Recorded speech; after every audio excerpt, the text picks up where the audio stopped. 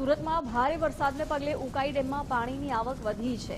ઉકાઈમાં 1,63,184 cusec પાણીની આવક થઈ છે। ડેમમાંથી પાણી છોડાતા રાંદેરનો લો લેવલ બ્રિજ પાણીમાં ગરકાવ થયો છે। રાંદેર અને સિંગણપુરને જોડતો કોઝવે ભયજનક સપાટીથી ઉપર જોવા મળી રહ્યું છે। કોઝવેમાંથી 2,41,681 ક્યુસેક પાણી તાપી નદીમાં છોડવામાં આવ્યું છે। તાપી નદીમાં પાણીનો ધસમસતો પ્રવાહ જોવા મળી રહ્યો છે। લોકોને એલર્ટ કરવામાં આવ્યા છે। જિલ્લા કલેક્ટર દ્વારા પણ અધિકારીઓને એલર્ટ રહેવા માટે સૂચના આપવામાં આવી છે। કોઝવેનો નયનરમ્ય નજારો જોવા માટે લોકો ઉમટ્યા છે। ભારે વરસાદના કારણે ઉકાઈ ડેમની અંદર સતત પાણીની આવક થઈ રહી છે અને ડેમની જે સપાટી છે તે પણ ઉત્તરોત્તર વધી રહી છે। હાલ સવારે 10 વાગ્યા સુધીની સપાટીની વાત કરવામાં આવે તો 337.9 ફૂટ સુધી પહોંચી ચૂકી છે, જેના પરિણામે ઉકાઈ ડેમમાંથી સતત 1,63,163 ક્યુસેક પાણી છે તે હાલ છોડવામાં આવી રહ્યું છે। ઉકાઈ ડેમમાં હાલ 1,63,163 જે ક્યુસેક પાણીની આવક છે તે સતત થઈ રહી છે અને રૂ લેવલ જાળવી રાખવા માટે તંત્ર તરફથી 1,63,163 ક્યુસેક પાણી છે તે હાલ છોડવામાં આવી રહ્યું છે અને તેના પરિણામે છે તે સુરતનો લો લેવલ બ્રિજ હાલ પણ પાણીમાં સંપૂર્ણ રીતે ગરકાવ છે।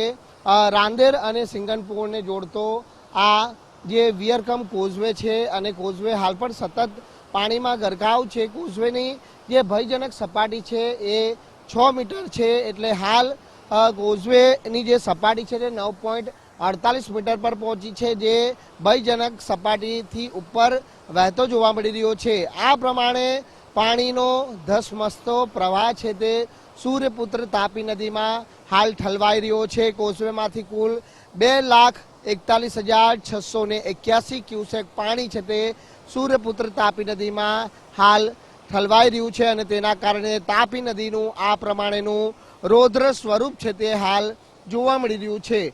તાપી નદી હાલ બંને કાંઠે થઈ છે અને તાપી નદીનું જળસ્તર સતત વધી રહ્યું છે અને તેને જોતા તંત્ર પણ એલર્ટ મોડ પર છે।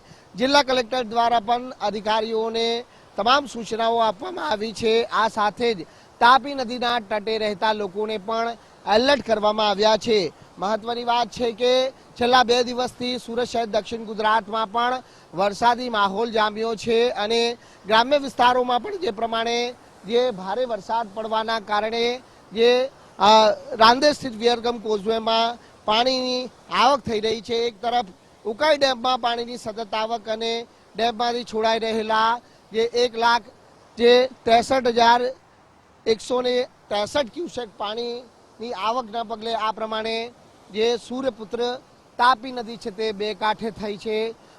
સાથે જ હજી પણ 3 દિવસ સુરત સહિત દક્ષિણ ગુજરાતમાં ભારેથી અતિ ભારે વરસાદ પડે તેવી સંભાવના હવામાન વિભાગ દ્વારા કરવામાં આવી છે અને તેને લઈને સુરત મહાનગરપાલિકા અને જિલ્લા વહીવટી તંત્ર હાલ સંપૂર્ણપણે હાલ સજ્જ અને એલર્ટ મોડ પર છે।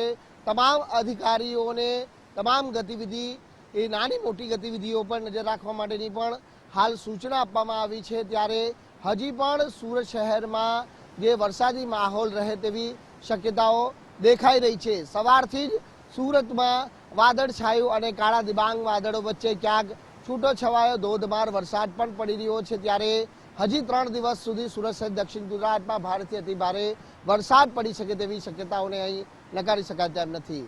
કેમેરામેન દેવાકરાણા સાથે રાકેશ બ્રહ્મભટ્ટ, ગુજરાત ફર્સ્ટ, સુરત।